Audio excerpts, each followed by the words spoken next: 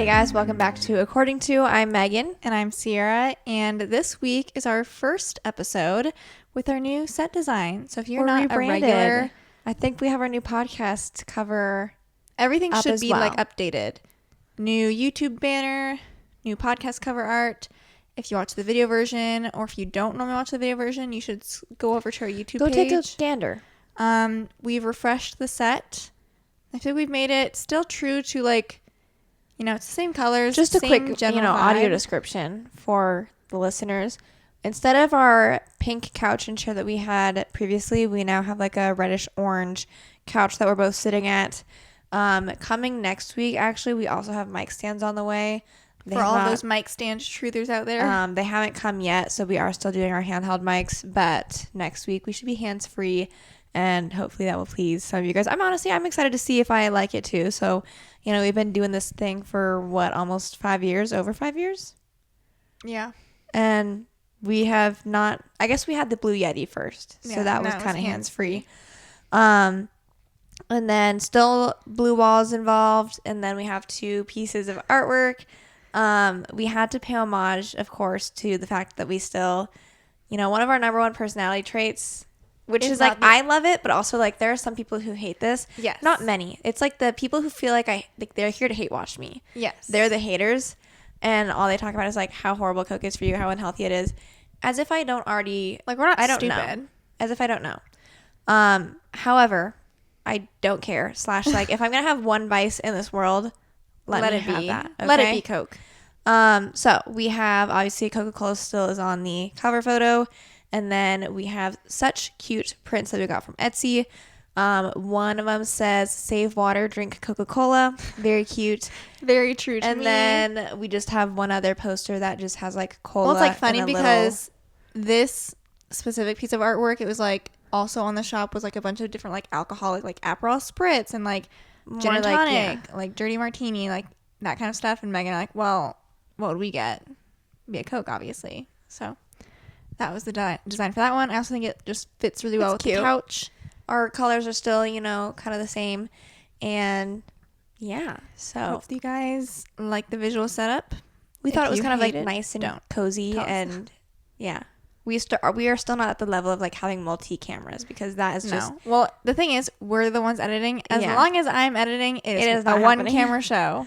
So this week's episode, because I don't think we've said what it is yet, we're going to be talking about having social media and parasocial relationships. It's parasocial relationships we feel we have with other people, as well as maybe talking a little bit about parasocial influencer relationships that you might experience as an influencer. Although granted, it's kind of the whole point of a parasocial relationship is the influencer doesn't know who you are, and we're not going to get into specific details because that's just for the best. But obviously with personal experiences where we feel we've had interactions in the past where people are trying to delve, they're digging too deep. Maybe you're knowing or looking into things a little too much. Obviously then they're not anonymous anymore. Anyways, so we will get into that as well. Let's start off with our weekly spotlights. You go first because I am thinking. My weekly spotlight, I kind of have 2. One is on Saturday. This is actually separate from the Hawkeye football game and winning that. That was great. I loved that we actually played decently. But that evening, I went over to my uncle's house. If you know Maggie, she's our cousin and also TC2 member.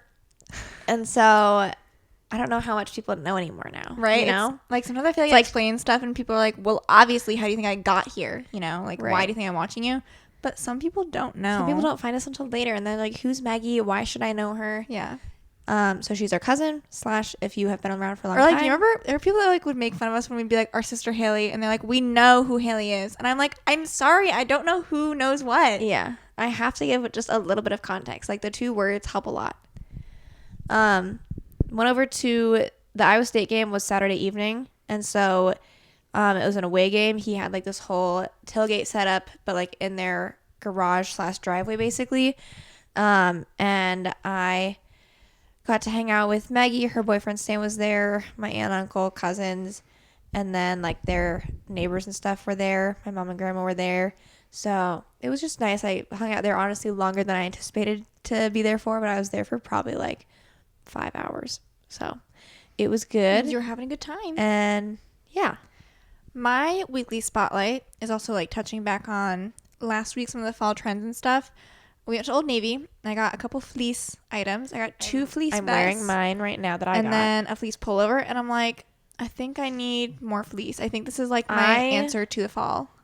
I bit the bullet and I bought the Aritzia fleece vest. The one that we were literally talking about last week. That I was like, I don't know, maybe we should try an Old Navy one The reason first. that it pushed me was because that is the one that of all the ones I've seen, I still like that one the best. I could still return it. But the issue is, since that's becoming seemingly a popular item of the season, just about all the color options for my size were like starting to say out of stock, aren't like not going to be shipping until February. And I'm like, well, I cannot have that. And so there was like one neutral left. I think I got the cream color that it said it would ship October 25th, which is not that far away.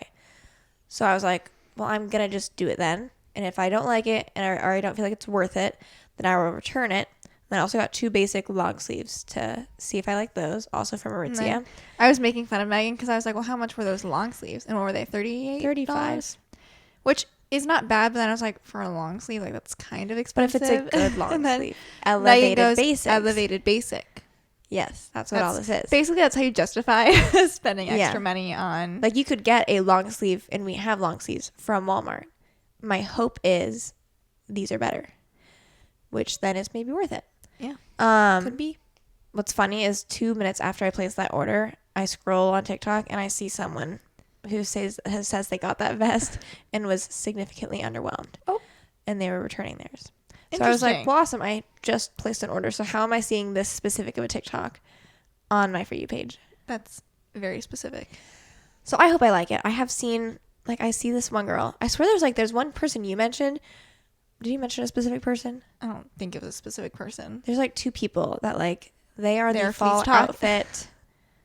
They like look similar enough, but I swear their names are different because I feel like there's 2 different walking names. outfit girls. Yeah, there's 2 of them, I think.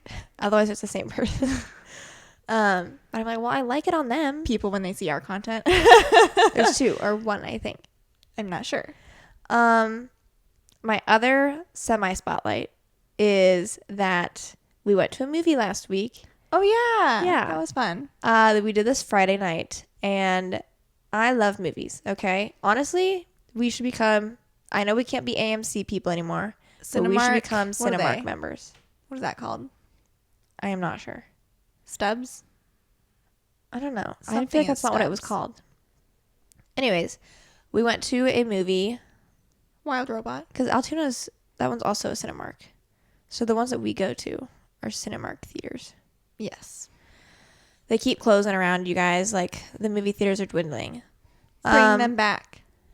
And so I just wanted to see a movie. I had a couple in mind, but like I was just in a movie mood. And when that happens to me, like I'm picking a movie. I just have to pick whatever one I think I'm going to enjoy. I feel like Megan and I we're so like the opposite of some people. Like there are people that were like, I'm only going to the movie theater if there's a specific movie that I want to see. Megan and I are like, I want to go to the movies. So what movie am I seeing? Right. Even if it's like, oh, I've been meaning to go see this movie in the theater, I might never get around to it if I am not like in the movie going. Like Twisters, I totally thought I was going to see that. Never did. No. It's probably available for rent now. Anyways, so we were between, there was a couple that we were between. The Wild Robot, whatever that new Andrew Garfield, Florence Pugh movie is. Yeah. Like Time. Like Lost in Time. Something like that. Time is in the name. And then Saturday Night Live was out, but I was kind of like, here was my thought on that. I think I would like to see that, but I might wait till it's not in theaters anymore because I love Dylan O'Brien. And so I was like, okay, well, he's in it, so I will see it if I need to.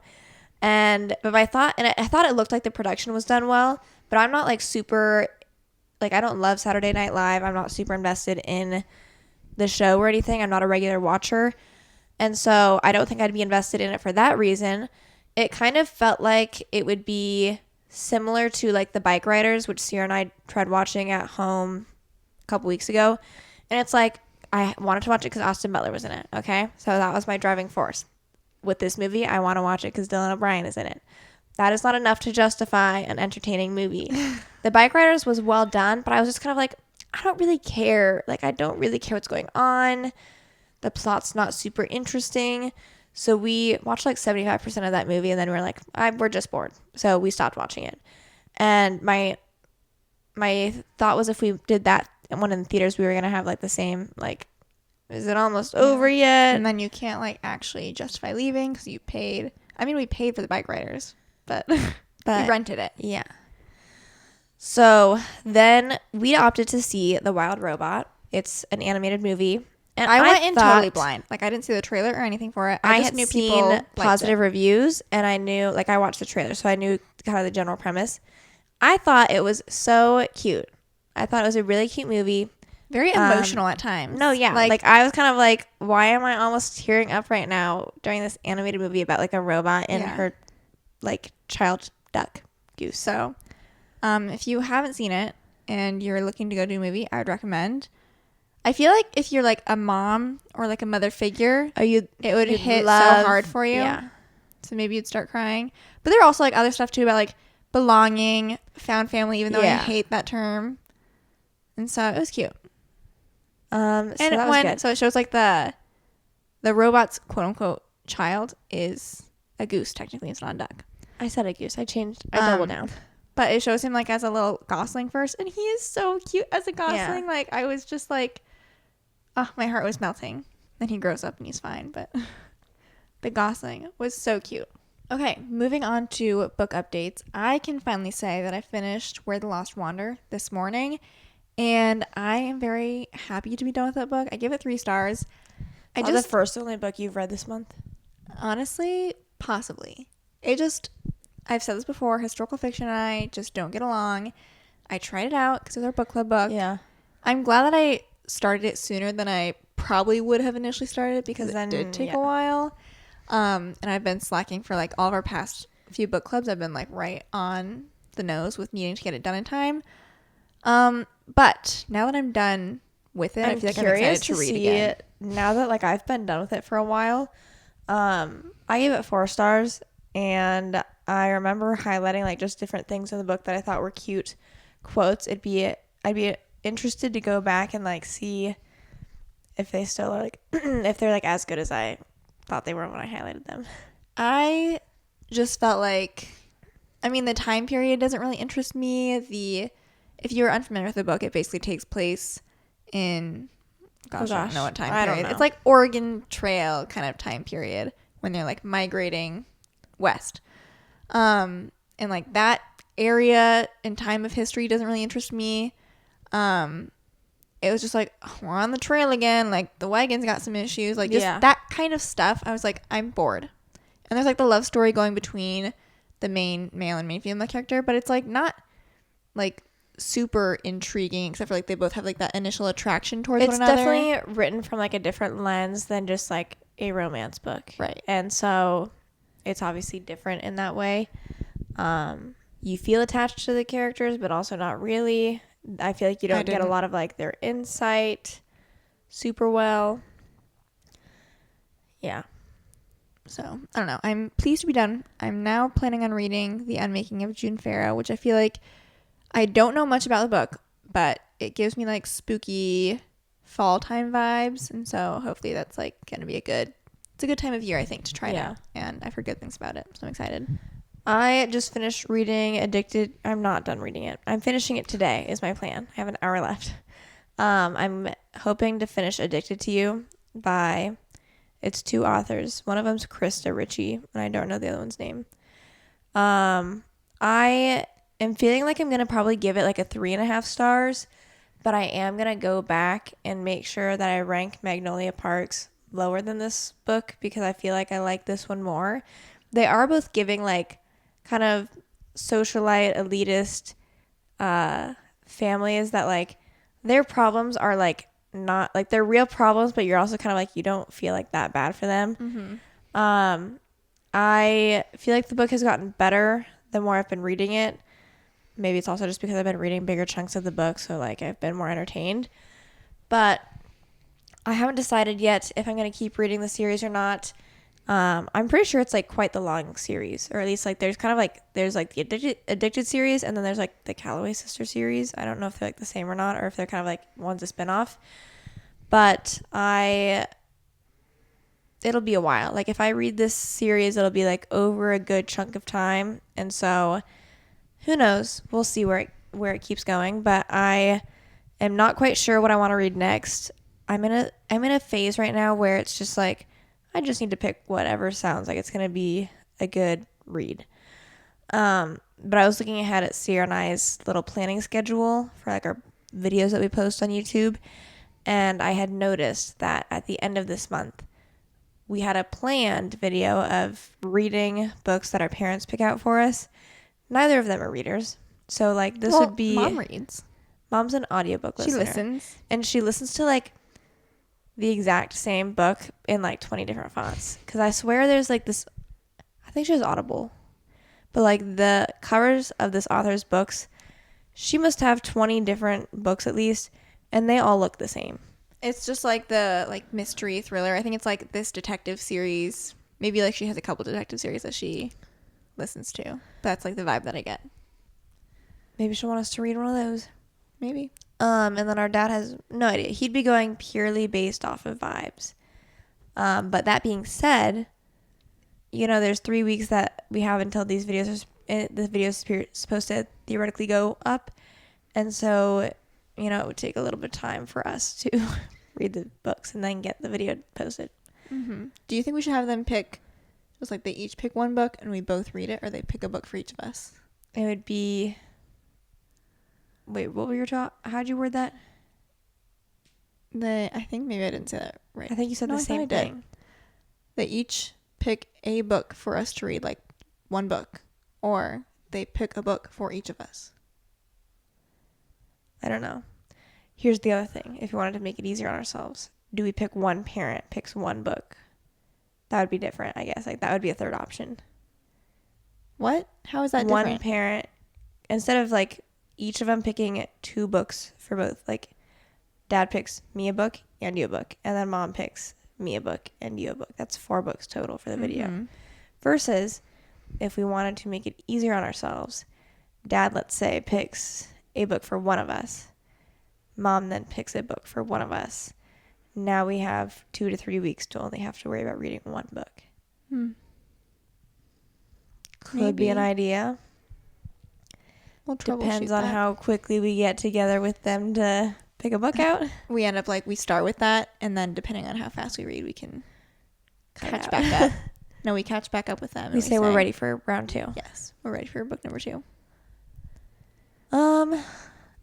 Yeah. So if I finish my book tonight and we don't start that video right away, I might try to look for some sort of novella or see what else is like shorter on my TBR, because I might need to be ready to like jump into a different book quickly.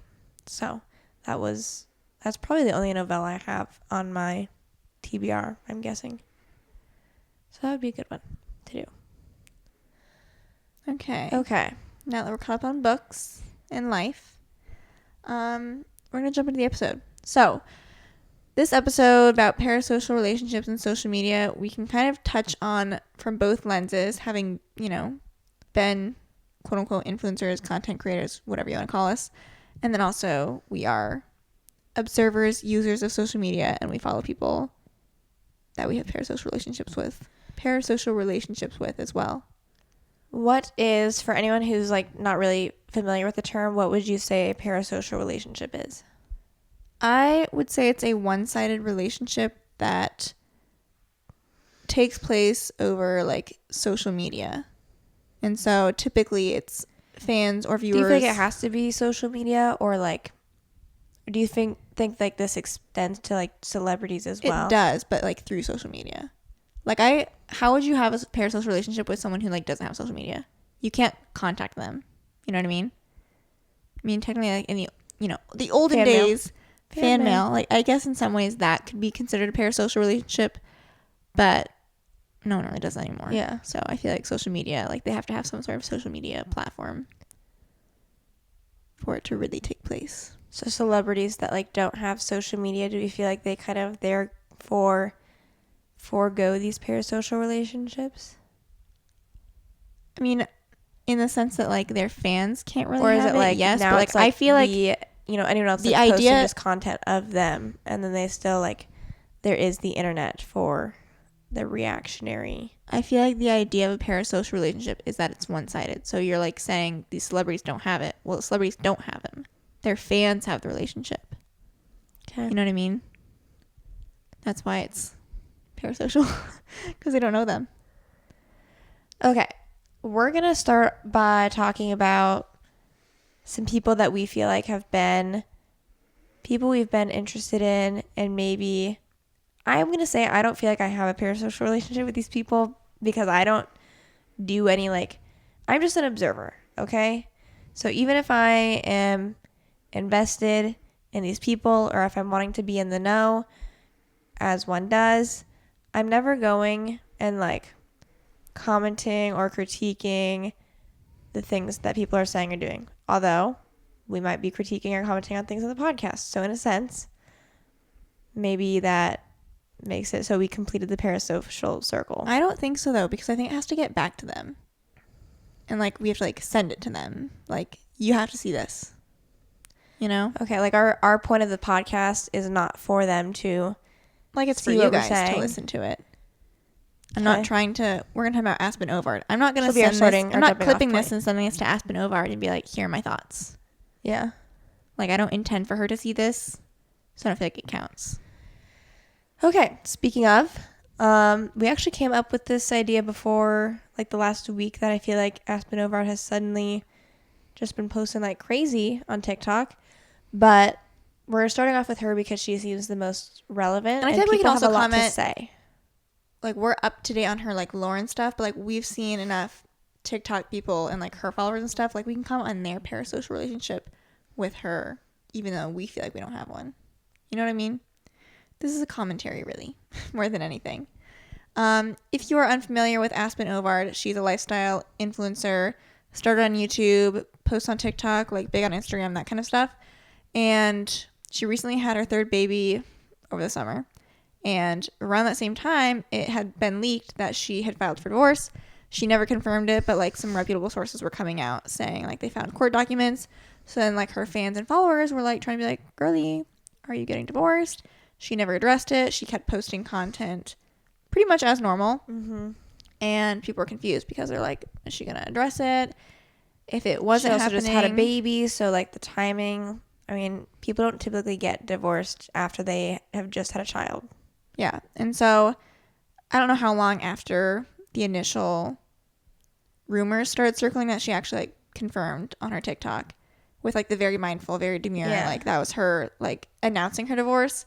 And then since then she's been posting content about the divorce and keeping things pretty open to interpretation. She's not explicitly saying why she's getting divorced, what happened, but she's just been posting some subliminal messages, and that's where we're at right now. And people are just surprised with how little she said she was going to share. People are surprised at how much she's sharing now, and people have thoughts.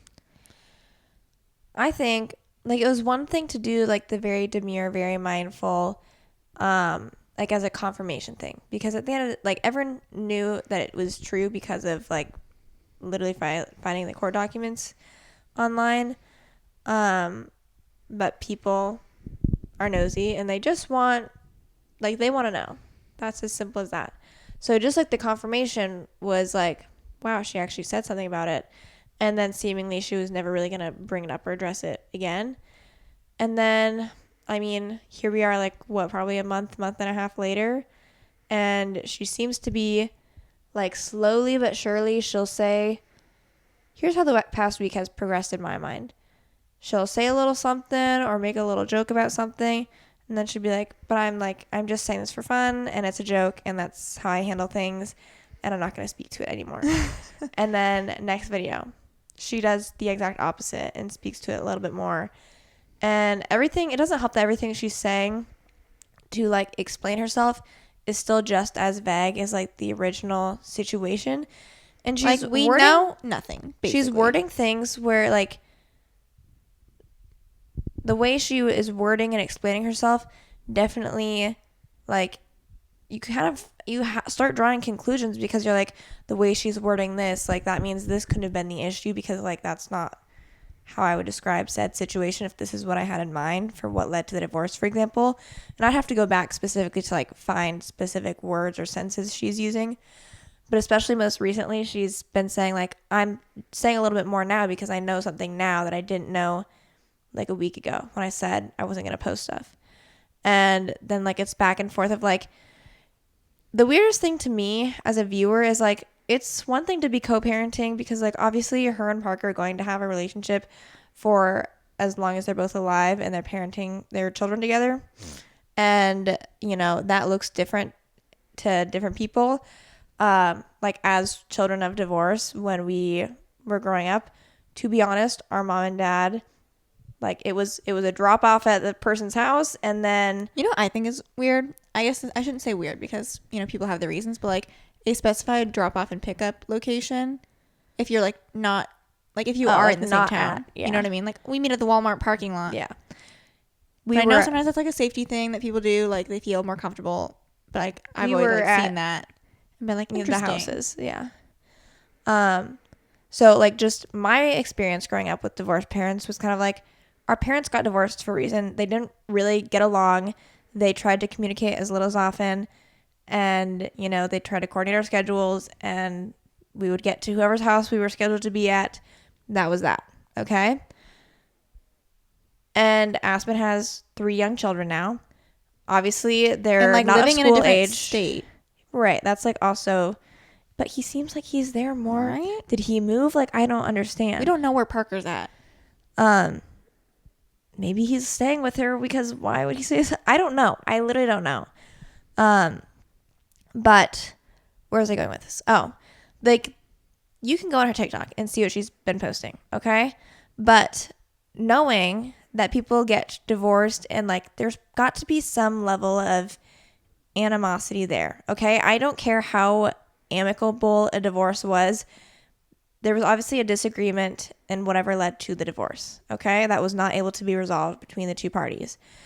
And I don't know Parker's stance on the divorce, but I kind of can't believe he is putting up with what Aspen is posting and then also still participating in the TikToks that she has posted.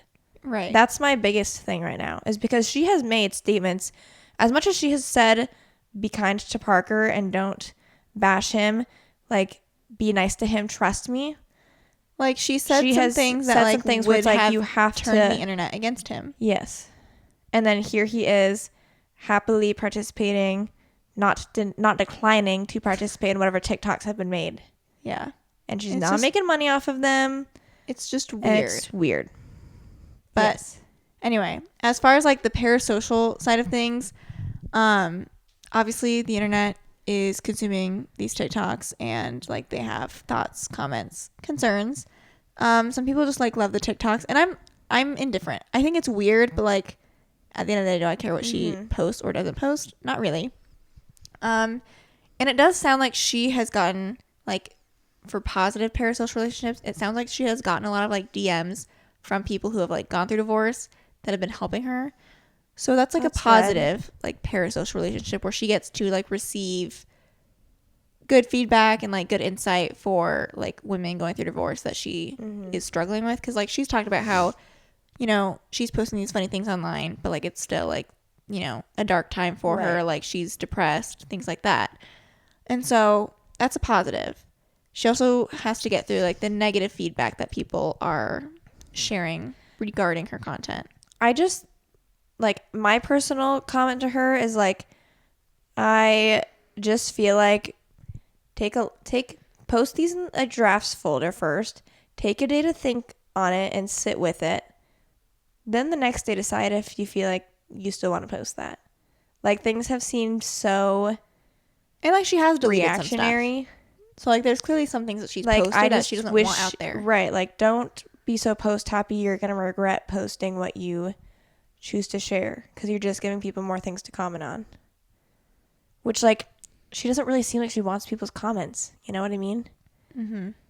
In a way, you're just posting, like making it more making it so people have more things to say. So, my next person that I feel like I am a little bit more involved with like what they're doing and posting. I was going to say JC Marie Smith, particularly like when she was posting her IVF journey and things regarding her pregnancy. I'd been a follower of hers before that. And then when she was posting her IVF stuff, I thought that was very like unique content, and the way she was like recording and sharing it, and like the timeline of how she like was releasing the videos, to then unveil like that she finally was pregnant. I thought was done very tastefully. And it's one of those things where it's like, I don't think it's parasocial to have like such a strong reaction and like kind of like be rooting for someone so much because it's like, we're all humans. You can cry and be emotional for like a little stranger. Like you could watch a TikTok of a stranger and you're going to be feeling whatever emotions you're feeling. So that's not necessarily influencer or celebrity specific, but it definitely is a time where you're more involved and invested in someone's life. So she was someone else that I'd kind of thought of in that regard. I had a couple more, but I don't remember off the top of my head. It's hard for me, like, as a typically silent follower of most influencers and content creators that I follow, like, I really don't feel like I have a huge parasocial relationship with anyone because, like, I don't really interact with, like, I like their posts and stuff. I'll watch their content, but I'm not, like, out here DMing them, responding to their stories, commenting on their posts. And I feel like that is what's needed in a parasocial relationship because, like, and they don't need to respond. Obviously, we've decided, at least I've said, that it's like one-sided, but I'm not even like offering up my side. So I feel like I don't have a ton of parasocial relationships with people. You had some like internet examples though too. Oh, I did. So I don't know what you want to go through first. I had two other people. Or? These are again like Ciera saying I'm not completing the loop of the parasocial network. I don't think so. But these are two people that you guys can let us know if you like think parasocial relationships are more like what I'm saying, or if you think like with Megan it's more just like the I agree with what you're saying, but like we have a whole episode on this. I had to do what I had to do. Okay. Michaela Noble was another person that I feel like I pay more attention to than just like some other people that I follow. If you don't know who that is, I'm not sure how old she is now. I think she's 18. 18. She's 18 years old. She is a quadriplegic and she just had her 3-year anniversary since her accident, and she became paralyzed when we were in PT school, and so like I felt particularly like drawn to follow her recovery process as we were like learning about rehab ourselves. And so I've kept up with her this whole time. And I haven't really been like an active like commenter of anything, but I do actively like watch her videos and see how she's been recovering. So she was one other person. And then lastly, Anna Hyde, but not so much anymore. But like when she was like in the midst of like also doing nursing. Bad. I feel like she has a lot of parasocial. Yes. Yes. I personally don't have a parasocial relationship with her, but I am like a follower and like I watch, I don't know, like 50% of her stuff. Maybe she posts a lot. So like can't keep up with everything. But I'm sure she gets a lot of positive stuff too. But from an outsider looking in, I feel like she gets a lot of like negative parasocial commentary. Yes. It's because a lot of people, she is able to live a life that many people can only dream of and like are inherently jealous of. And should we backtrack and like explain who she is for those who are unfamiliar? Anna Hyde is around our age. I think she graduated college around the same time that we did, and she graduated with a degree in nursing, but she was also like relatively popular on TikTok and YouTube specifically. She would post lifestyle vlog content and was likely making a livable wage off of social media prior to graduating college. Right. And then after graduating college, she decided that she was going to use her nursing degree. She moved to New York, worked as a nurse for a year and a half up there, still making content. I mean, girl was pumping like out content. It was crazy. She'd be vlogging daily TikToks. She'd be vlogging also like a week in her life for YouTube videos all at the same time.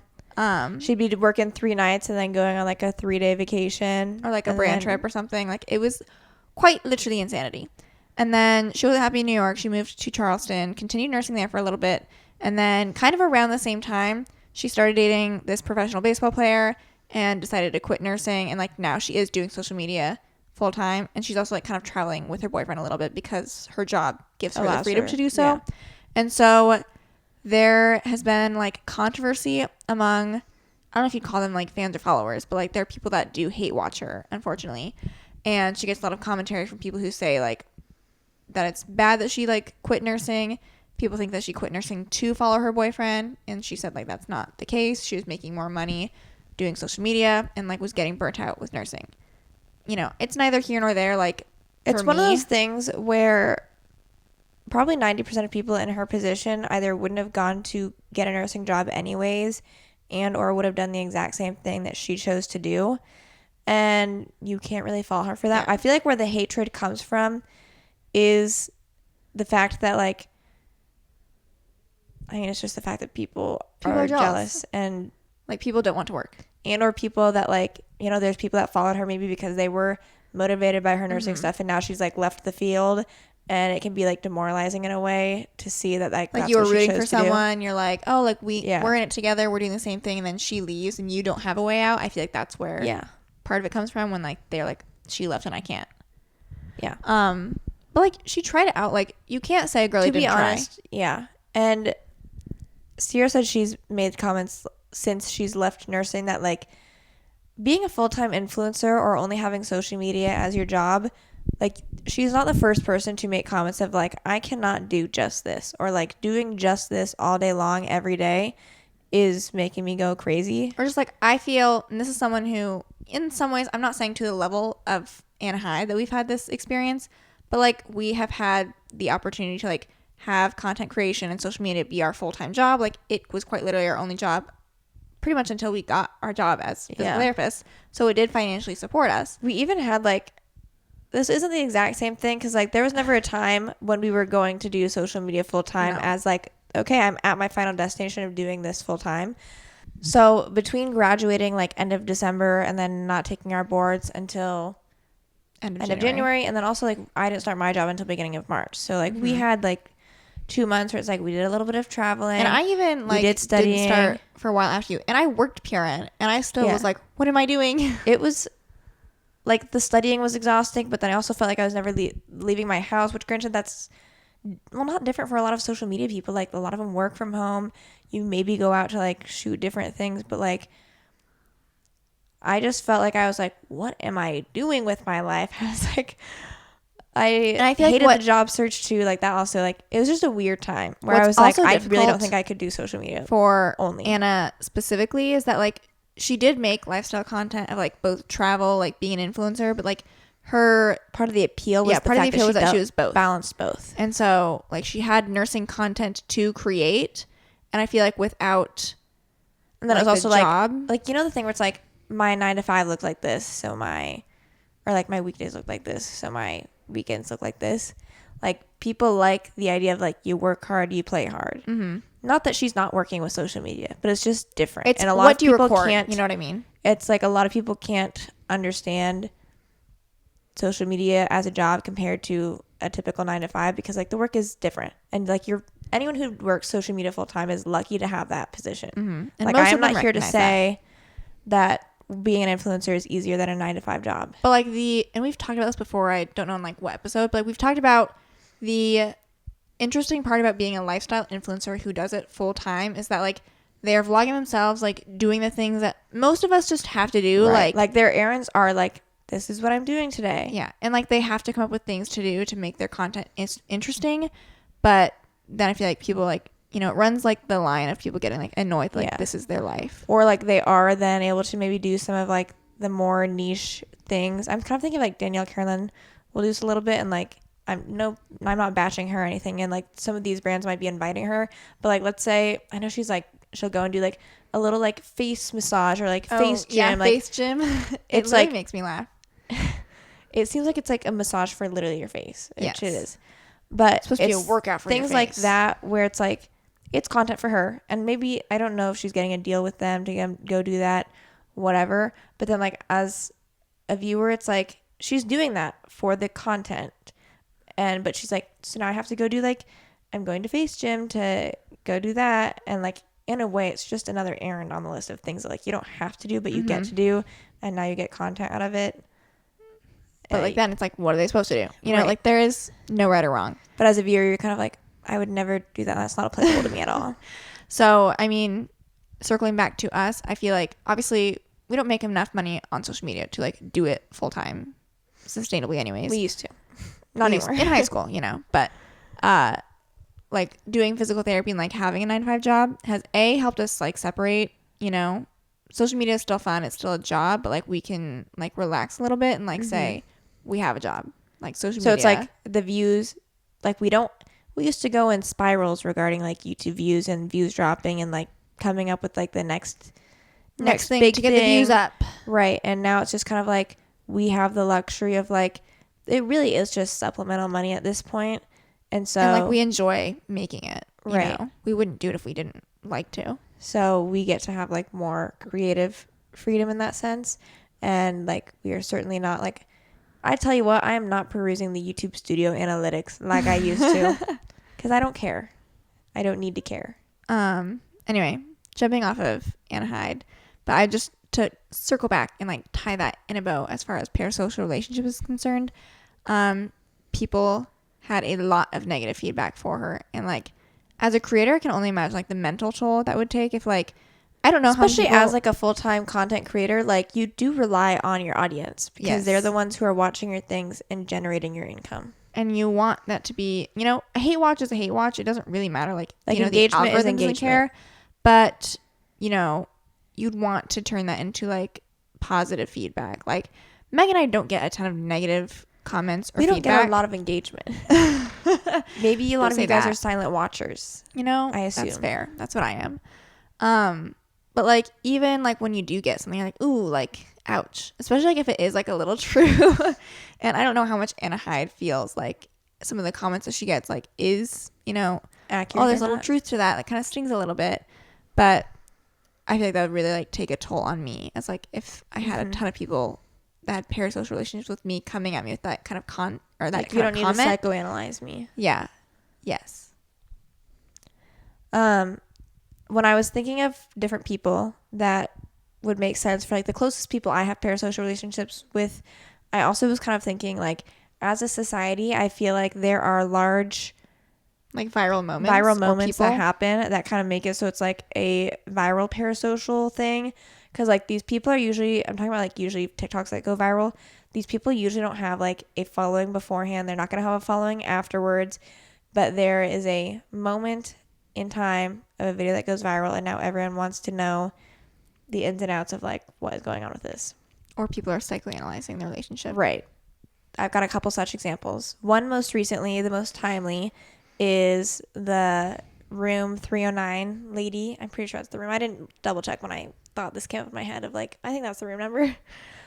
Slash the video where like there's a bunch of guys in a dorm that like are knocking on dorms and then they throw a football and they're like, you all right, ladies? You ladies all right? You ladies all right? And there's a guy and a girl in that video where like they just seem like they have like extensive eye contact. He doesn't even say his line and everyone's like, what the heck was that? Are they into each other? And so then it became this whole thing. Like that thing has a lot of views now. But they played into it. Like everyone got invested and they're like, we need a follow up. We need to know. And that's like quite literally like the internet forcing them into a relationship that they never, you know, wanted to partake in. Right. And they did honestly, like I assume nothing like actually like personal relationship wise happened between them. Partially because I'm pretty sure the woman said she's a lesbian and so she's obviously not interested in him. But like they literally made like a follow-up video of like, will you go to date night or whatever with me? Like frat date night. And she said yes. Did that actually happen? Who knows? I was trying to find the original video and I can't find it. That's like interesting because it's the internet forcing like more to happen. And there was nothing that if it didn't go viral, they would have all just gone about their day. Another example that I had was Couch Boy. This was from years ago at this point. We need an update. Are they still together? I would love to know. I'm sure you can find an update. That was a girl who was going to visit her long distance boyfriend in college, and everyone was speculating all of a sudden that he was cheating on her because he just didn't have a good reaction, and he was like hiding his phone and blah blah blah.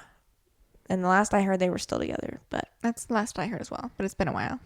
But it's just like everyone all of a sudden now has like, everyone's psychoanalyzing the video. Everyone's saying like, oh no, like I'm zooming into his screen, and or like didn't like his phone like freaking disappear or something in the video, or like I don't know. Was there another girl on the couch?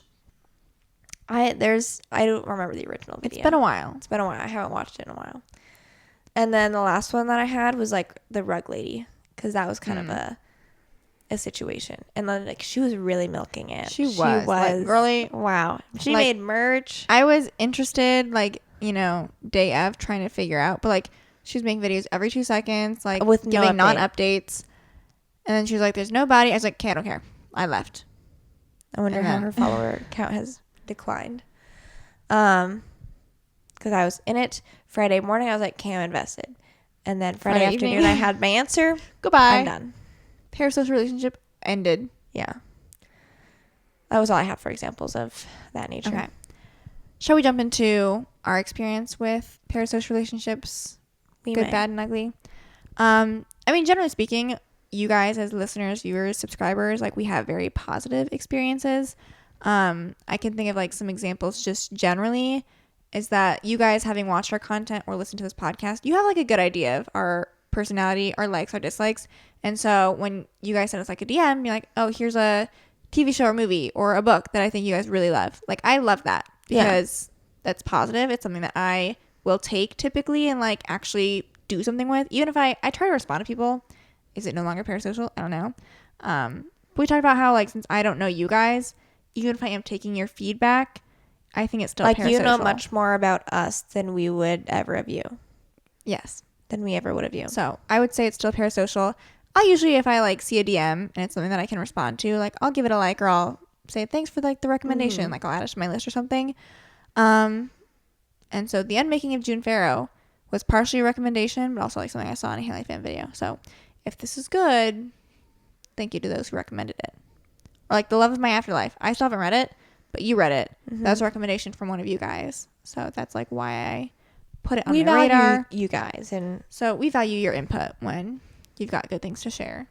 Can you think of like anything off the top of your head positive for parasocial relationships? Like, I mean, what you said, I feel like as someone who puts content out, but obviously, I mean this in the kindest way possible, it would be physically impossible to develop a good, strong connection with all the people who watch our things. So I really value just like those small interactions because that's realistically all I can feasibly give back to you guys. Okay. That being said, I feel like what bleeds into any negative reaction is when people kind of think they can get more than that, because then I think that's what leads to like people feeling uncomfortable, like as a creator with like this audience member, I think is like expecting within like too much. the norm of like, oh, they expect that like they know I can really only give like this feedback here, like a short reply to a DM here, maybe a like to a comment, and you know that's really all I can do. I can think specifically. I'll try to keep it vague though. It's best in these situations. When our grandpa passed away, there was a way that I could tell that someone who knew us from social media was lurking a little too much into like obviously something very personal and private, where I was like, maybe you should keep your nose, you know, outside of our personal business. We obviously shared, you know, on our own time, like when our grandpa passed away, and like, you know, I expect a like, a comment of condolences. That's it. That's all you as a follower need to or should do. And so, like, there's like Venmo God, you stuff. can talk about like the Dolan twins, and like this is probably why they're not online anymore. Oh my like, gosh, literally. like that is like beyond parasocial. When That's their dad insane. passed away, people trying to show up to their dad's funeral for a meetup. Like, it's insane. I don't know to what extent anything actually happened. I hope nothing happened. I hope no one showed up, or like they had security or something to like keep people out. That's just crazy, but upsetting. Like that is just like, you as a fan, if you truly supported a creator like that, like that should be so far from back in your mind. The boundaries, or you should know the boundaries. Like it's so inappropriate and it's so disrespectful to even consider that. So that's a good example of like an awful parasocial relationship. And like you can feel so beyond devastated for them because you care about them. Like I'm not saying you can't care about these creators, because obviously like you do feel like you know them. And that's why these relationships are difficult, but they don't know you and they don't owe you anything because like, you feel bad for them. But they don't care about you coming. Like they don't need your condolences at their dad's funeral. They don't know you. Yes. So that's a good example. I like other ways I can think of this like being, I mean like people have found like my Venmo and like no one's requested me money, which is good, but like people like sent me money and I'm like, this is kind of weird. And I can't like send it back. Like, you know, there's no like decline option. It just like shows up in my account. I could, I guess, like then pay them, but I don't know. It's weird. So, they do it only to her and they never send me money. What is up with that? Megan would like that relationship. I don't get a lot of like Venmo payments, but like it is like weird when it shows up because I'm just like, no, thank you. Okay. Anything else that you can think of? Nothing more to elaborate on publicly. Okay. That's all we have for today. Hope you guys enjoy this episode. Let us know your experience as a viewer or listener with like the people that you like to follow, like with parasocial relationships, or like, I don't know, any thoughts, questions, comments, concerns you have. We'd love to hear it. Let us know what you guys think of the set. Oh yeah. Hopefully you enjoyed it because it's here to stay. Yeah. With that being said, we will talk to you guys next Thursday. Bye.